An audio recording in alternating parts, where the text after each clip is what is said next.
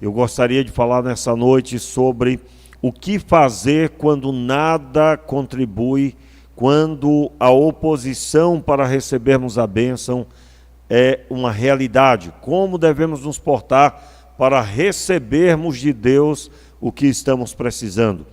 E o texto de Lucas capítulo 6, o versículo 6 ao 11, diz assim a palavra de Deus. Irmãos, estão comigo? Digam amém. Amém. Lucas 6, verso 6. Em outro sábado entrou na sinagoga e estava ensinando. Havia ali um homem cuja mão direita estava atrofiada. Os mestres da lei e os fariseus observavam Jesus para ver se curaria o homem no sábado, a fim de acharem de que o acusar. Ele, porém, lhes conhecia os pensamentos e disse ao homem que tinha a mão atrofiada: levanta-te e fica em pé aqui no meio. E levantando-se ele, ficou em pé.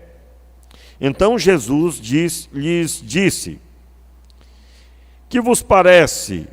É permitido no sábado fazer o bem ou fazer o mal? Salvar a vida ou destruí-la? Olhando para todos em redor, disse ao homem: estende a tua mão. Ele assim o fez, e a mão lhe foi restaurada, ficando perfeita como a outra. Vamos ler juntos aí o verso 11. Ficaram cheios de ódio, e uns com os outros discutiam sobre o que fariam a Jesus. Meu Pai, tenha misericórdia de nós, nos abençoe, nos dê a tua graça, que o teu nome seja glorificado. Em nome de Jesus oramos. Amém. Muito bem, meus irmãos, o texto da palavra de Deus é um dos episódios de cura que Jesus manifestou. Jesus curou o homem da mão ressequida. Em algumas traduções está escrito dessa forma: o homem com a mão ressequida, com a mão seca. E aqui no texto específico, na linguagem, a tradução contemporânea, o homem que tinha uma das mãos atrofiada. O texto diz que era a mão direita. O versículo 6, havia um homem cuja mão direita estava atrofiada. Então, os mestres da lei, os fariseus, eles observavam se Jesus o curaria no sábado. Entenda, esse texto é um texto bastante rico para percebermos que a ênfase aqui dos líderes religiosos não era o milagre de Jesus, mas era se ele faria milagre no dia que eles entendiam que não se deveria ter nenhum tipo de trabalho, nenhum tipo de esforço, que no caso aqui, o sábado. Eu quero primeiro deixar claro para você que na época de Jesus havia uma deturpação da Escritura em se tratando do sábado. Para os irmãos terem uma ideia, os judeus, eles constituíam as sinagogas até o espaço, até uma quilometragem específica das suas casas. Por exemplo, se a sinagoga acabasse, eles iriam morar próximos de um lugar que tivesse a sinagoga. Por quê? Porque no sábado, o dia que eles deveriam se reunir oficialmente, eles não poderiam andar uma distância que, segundo a interpretação das escolas rabínicas de Hillel, por exemplo, uma das duas escolas, essa interpretação, quando interpretaram a lei, esse rabino Hillel, ele interpretou e transferiu a consagração do sacerdote para a vida cotidiana das pessoas. E dentre as coisas que ele interpretou, era que uma pessoa se andasse uma distância além do que eles haviam interpretado, era constituído trabalho, portanto a pessoa estava em pecado. E tantas outras coisas eles determinaram que era trabalho. Por exemplo, carregar alguma coisa que, por exemplo, quando Jesus curou o homem que veio carregado em uma cama, Jesus disse: levanta-te e não peques mais. Quando Jesus ordena isso, Jesus também diz a ele para que ele tome aquela cama, e então ele tomou a cama e foi. Aquilo era constituído trabalho. E qual a interpretação correta do sábado, no caso?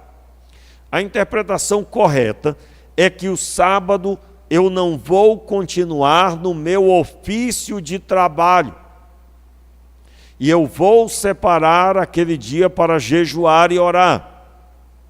Mas absolutamente a interpretação das duas escolas rabínicas, e aqui eu citei a de Hillel, do rabino Hillel, elas estavam equivocadas. Uma pessoa não poderia, se é um vendedor, continuar vendendo naquele dia. Se é alguém que trabalha no campo, não deveria continuar trabalhando no campo. Se é um construtor, não deverá continuar construindo naquele dia. Mas o uso do ir e vir, o uso das pequenas coisas que nos rodeiam, não constitui trabalho, pois não há ganho nisso. O trabalho que tem que parar é o trabalho que gera ganho financeiro. Portanto, alguém levantar a mão, ir para o meio, curar o enfermo, isso não constitui trabalho. Os irmãos terem uma ideia, Jesus estava com os discípulos, começou a comer algumas espigas, dá a entender que é milho, né? E aí era no sábado. E eles receberam a indagação se era permitido aquilo. E o próprio Jesus, confrontando isso, declara que no sábado que eles eram hipócritas, e porque se no sábado um boi, um animal caísse num buraco, certamente eles iriam socorrer. Então, nós estamos diante de um texto que mostra os religiosos voltados para manter uma tradição imposta por homens. E tendo eles agora negado a sua fé, negado a fé porque havia um homem enfermo, um homem com a mão atrofiada, havia ali a pessoa de Jesus ministrando na sinagoga, e nada era mais importante do que prender Jesus, do que ter como acusá-lo. Entenda, o texto diz que aqueles que deveriam celebrar Jesus estavam perseguindo Jesus. E aqui absolutamente o ambiente aparentemente não ajuda este homem com a mão atrofiada. Se nós formos contextualizar isso hoje, nós vamos encontrar que muitos no nosso tempo, que deveriam estar dando testemunho, pastores, a quantos escândalos nós vemos com o advento da internet, aquilo que acontece do outro lado do mundo pode ser visto em qualquer lugar. Não é? Nós estamos contemplando um número grande de maus testemunhos que são expostos, escândalos, adultérios, pessoas se diziam servos de Deus, mas estavam interessados no dinheiro das pessoas, e tantos outros escândalos. Acredito eu, irmãos, que sempre houve em toda a terra os escândalos. Só que a diferença do nosso tempo é que eles podem ser propagados, divulgados de uma forma muito maior do que em qualquer outro tempo. Sempre houve o mal, sempre houve pessoas dando mau testemunho, sempre houve pessoas trabalhando contra o reino. Mas agora, uma pessoa que faz algo pode ser vista por milhares de pessoas, dependendo de onde é divulgado. E isso muitas vezes não contribui. Eu não aconselho absolutamente ninguém ficar procurando saber sobre os maus testemunhos das pessoas. Você deve buscar na Escritura Sagrada fortalecer a sua vida. Irmãos, existem crentes, pelo menos eles dizem que são, né? Que tem canais na internet, meios de divulgação que fala somente da vida dos outros. E saber sobre a vida dos outros não edifica absolutamente nada. Um dia eu disse para uma pessoa que gostava muito de saber da vida dos outros, que a pessoa deveria continuar assim, mas buscando saber da vida das pessoas da Bíblia. Não é? Aí a pessoa estaria curada, né? Como assim?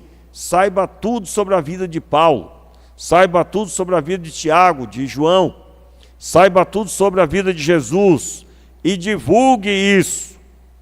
E aí você estará curado. Quero deixar claro, há um trecho no texto de Provérbios que diz que os mexericos são tão deliciosos, é assim que está na linguagem de hoje. As pessoas gostam de ouvir as fofocas. Portanto, você deve permitir entrar na sua vida somente o que vai promover edificação.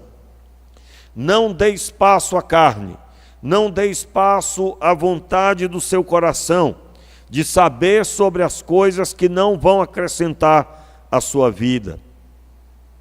E então, esse homem com a mão ressequida estava num ambiente assim, onde ninguém estava preocupado com ele, ninguém estava olhando para a necessidade dele, além de Jesus, é claro. E aqueles que deveriam estar celebrando a palavra pregada por Jesus, a obra feita por Jesus, estavam com seus corações voltados para ver o que ele faria para ter com que acusá-lo. Então, na aplicação desse texto, nós podemos dizer que muitas vezes, se nós dermos lugar, nós não vamos nos apegar a bons exemplos. Se você der lugar à carne, se você der lugar à vontade que está aí lutando dentro de você, as obras da carne, a vontade da carne, aliás, você poderá se decepcionar e esmorecer na sua fé. E o texto diz que Jesus conhecia o coração desses homens. E ele mantém a sua postura de curar os enfermos. Ele convoca o homem da mão ressequida para que ele viesse para o meio da sinagoga. E ele ficasse em evidência. O versículo 8. Ele, porém, lhe conhecia os pensamentos e disse ao homem que tinha a mão atrofiada: levanta-te e fica em pé aqui no meio. Note, leia aí comigo, o que ele fez? E levantando-se ele, ficou em pé. Ficou em pé.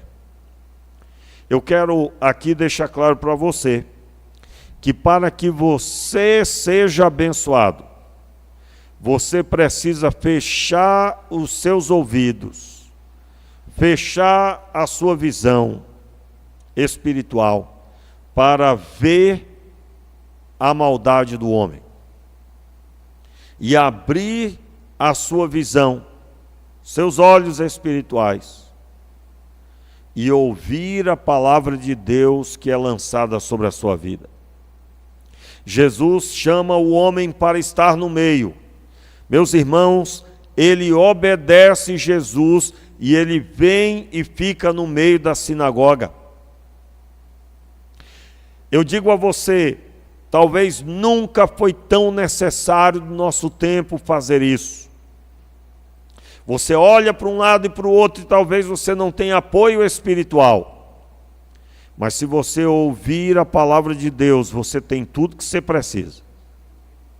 Se você fechar os seus ouvidos para ouvir o conselho dos ímpios, para se deter no caminho dos pecadores, fechar a abertura para ir por esse caminho, você encontrará o que diz o Salmo 1. Antes tem o seu prazer na lei do Senhor, e na sua lei medita de dia e de noite. Será como a árvore plantada junto a ribeiro de águas, que dá o seu fruto na estação própria e cujas folhas não caem. Tudo o que fizer prosperará. Prosperará. O que o texto está dizendo em Salmo 1? Não dê ouvidos, não faça o que eles fazem, não se assente na roda dos escarnecedores, não participe das zombarias. Não faça isso. Mas antes tenha o seu prazer na lei do Senhor. Receba a palavra de Jesus na sua vida. Fique nela. Obedeça essa palavra. Meus irmãos, muitas vezes nós vamos encontrar esse ambiente aonde, para obedecer Jesus, nós vamos fazer algo que vai contra as pessoas. Como aqui, ele não receberia aprovação por obedecer o que Jesus estava dizendo. Versículo 9. Então Jesus lhes disse, Jesus diz aos incrédulos, que vos parece? É permitido no sábado fazer o bem ou fazer o mal? Entenda aqui, Jesus está claramente dizendo, vocês não estão notando que vocês estão querendo fazer o mal no sábado? E eu quero fazer o bem. Eu quero curar este homem enfermo. E vocês querem fazer o mal. Em outras palavras, Jesus aqui denuncia que eles reprovavam as obras de Jesus, mas aprovavam o ódio de seus corações, destinados a Cristo. Como é possível, meus irmãos? Talvez você já se perguntou, como fulano, sendo crente, tem capacidade de fazer o que faz? Em algum momento da sua vida você deve ter presenciado um crente em pleno vigor do pecado, e às vezes ainda declarando que é crente mesmo pecando. Pois é, meus irmãos, estes homens se assentavam na cadeira de Moisés, usando as palavras do próprio Jesus, quando no texto de Mateus ele fala duramente com os líderes religiosos. E eles não viam problema em ter ódio no sábado. Entenda, o sábado todo judeu deveria jejuar até às 6 horas da tarde. Todo sábado. O sábado para o judeu começava na sexta-feira, às 18. E ele deveria ir num jejum durante todo esse período. Imagine agora uma pessoa jejuando e analisando o comportamento de alguém para acusá-lo e matá-lo. Imagine alguém jejuando e saindo de uma reunião cheio de ódio. É o que está escrito no verso 11. Ficaram cheios de ódio, uns para com os outros. Cheio de ódio, e uns com os outros discutiam sobre o que fariam a Jesus. Aí você imagina, nós vamos prendê-lo, nós vamos matá-lo, nós vamos persegui-lo, nós vamos conseguir matar esse homem no sábado. Isso podia. Então, as palavras de Jesus no verso 9, que vos parece? É permitido no sábado fazer o bem ou fazer o mal? Salvar a vida ou destruí-la? Então, Jesus, olhando para todos em redor, disse ao homem. Eu quero dar ênfase aqui, irmãos, olhando para todos em redor. Agora, ele olha para aqueles que estão assistindo, não só para os líderes religiosos. E ele faz o milagre, ele cura o homem, como que dizendo, saiam daí, saiam dessa conduta de pecado, saiam dessa conduta de morte. O sábado é para celebrar o Senhor. E estava agora aqui uma manifestação do Pai por meio do seu Filho. Eu quero, meu irmão, chamar a sua atenção quando você estiver caminhando na fé e você estiver olhando para o lado e só vendo pessoas incrédulas. Não se esqueça que não é delas que vem o seu milagre. Não. Não é delas que vem o que vai acontecer, mas é do Senhor nosso Deus, que constituiu Jesus Cristo, o Senhor e Mestre sobre todas as coisas. Você poderá ter pessoas com ódio, pessoas contrárias a Jesus, como hoje aumenta o número das pessoas que têm ódio dos cristãos. Meus irmãos, nós estamos vendo crescer cada dia mais as pessoas que têm ódio de quem serve a Deus. Mas o que vamos fazer? Nós vamos continuar nos apresentando diante de Jesus. Nós vamos continuar vivendo a sua ordem. Nós vamos continuar ouvindo Jesus. E a nossa caminhada, o nosso chamado é para obedecer às palavras de Jesus. Esse texto é um exemplo do que eu tenho que fazer na minha vida. Pastor, mas está muito difícil. Meu irmão, não olhe para os incrédulos, olhe para aquele que gera a fé no nosso coração, Jesus Cristo, e você será abençoado. Talvez você precisará de cura e Deus vai curar você. Talvez você está precisando de fortalecimento espiritual, Ele fortalecerá a sua vida. Mas saiba, nós temos um compromisso de ouvir Jesus, não os incrédulos. Não os incrédulos. Não as pessoas que talvez sejam a maioria em tantos lugares. Que o Senhor Deus nos abençoe nessa noite, meus irmãos.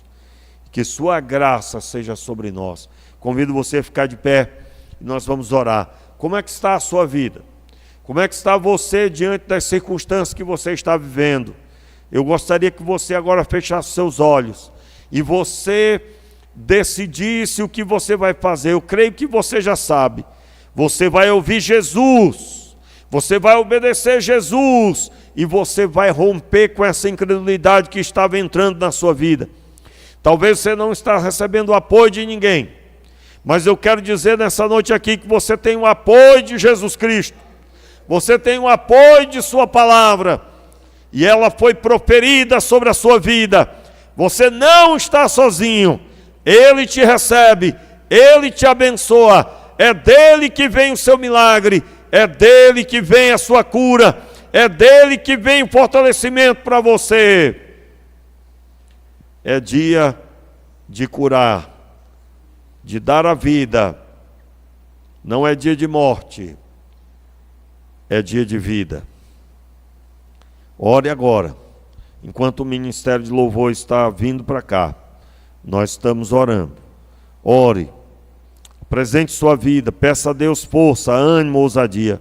Seja restaurado o teu coração, seja renovado a tua vida, seja renovado as tuas forças, seja restaurado no teu coração, seja cheio de fé e ousadia, que o Senhor Deus estabeleça um novo tempo na tua vida agora, mediante a obediência à palavra de Deus, mediante a obediência à voz do Senhor. Seja restaurado o teu coração, novo ânimo, nova força, que você seja renovada para continuar a caminhada. Você que está em casa, você que está nos ouvindo, receba de Deus agora o fortalecimento. Seja abençoado o teu coração e a manifestação do milagre de Deus aconteça na tua vida. Assim nós oramos em nome de Jesus. Levante as tuas mãos bem alto aos céus e agora seja fortalecido, seja o bálsamo do Senhor sobre o seu coração, seja curado no corpo e na alma, seja restaurada espiritualmente, seja renovada as tuas forças. O Senhor Deus te chamou e te adestrou as mãos. Seja restaurada a sua força, seja renovado o seu coração agora, em nome de Jesus. Seja agora todo mal repreendido. Nós expulsamos agora toda opressão dessa casa, desse local. Expulsamos agora e declaramos salvação sobre esse lar. Em nome de Jesus, bata em retirada a morte, bata em retirada a enfermidade, e seja estabelecida a vida de Deus em Cristo Jesus. Pai, nós estamos na Tua presença e nós declaramos, Pai, o Teu senhorio, o Teu nome, Senhor, sobre o Teu povo, na autoridade do nome que é sobre todo nome, em nome de Jesus. Amém e amém.